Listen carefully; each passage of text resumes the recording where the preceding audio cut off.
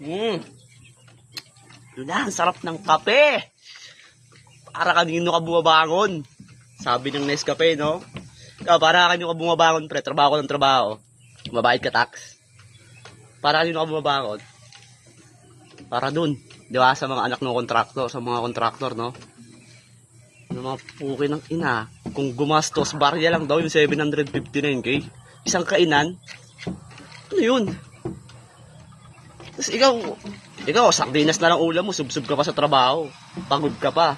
Tapos maglalakad ka pa sa baha. Tapos sila nasa ibang bansa, mga naka-private jet, mga service, no?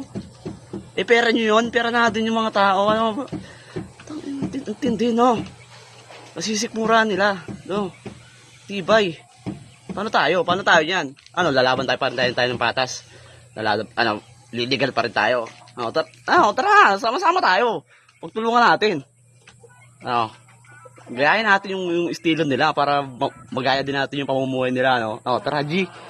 Dali.